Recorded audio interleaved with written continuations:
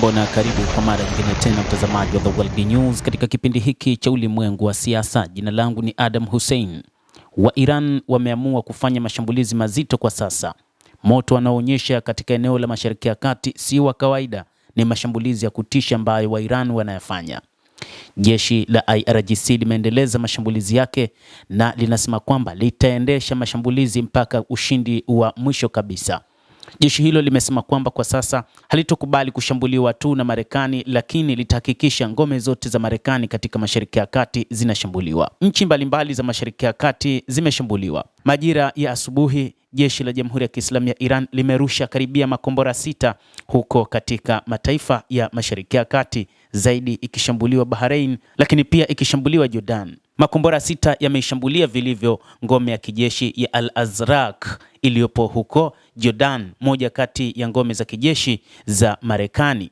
Hata hivyo, katika kipindi hiki Iran imesema kwamba itashambulia hadi ngome ya mwisho ya Marekani katika mataifa ya Ghuba. Jeshi hilo la IRGC limeendesha mashambulizi makubwa si tu katika nchi ya Jordan, lakini pia Umoja wa Falme za Kiarabu, lakini pia katika mataifa kama vile Qatar, ambapo kote huko kuna ngome za kijeshi za Marekani. Jeshi la wanamapinduzi wa Kiislamu la Iran limesema litaendelea kufanya mashambulizi katika ngome za kijeshi za Marekani hadi watakapopata ushindi. Hii ni kwa mujibu wa IRNA, moja kati ya vyombo vya habari ambavyo huripoti nchini Iran na ni moja kati ya vyombo vya habari vya serikali, ambapo wameripoti kupitia jeshi la IRGC.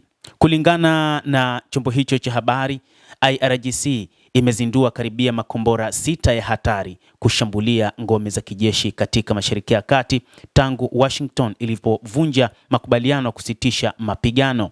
Asubuhi ya leo, jeshi la Iran limefanya shambulizi huko katika ngome ya kijeshi ya Al-Azraq iliyoko nchini Jordan, na mashambulizi haya yanajiri katika namna ya pekee ambapo jeshi hilo limesema lazima lihakikishe ngome zote za kijeshi zinaharibiwa vibaya. Mtazamaji wa The World News, hayo ndio tuliokuwa nayo, na bila shaka nawe pia una nafasi ya kulike, una nafasi ya kucomment, kadhalika kusubscribe channel yetu hii ili upate habari hizi kwa mapana kupitia The World News. Jina langu ni Adam Hussein. Endelea kuwa nasi wakati wote, endelea kutufuatilia ujue ni nini kinachojiri katika ulimwengu, nasi tutakufahamisha kwa mapana zaidi.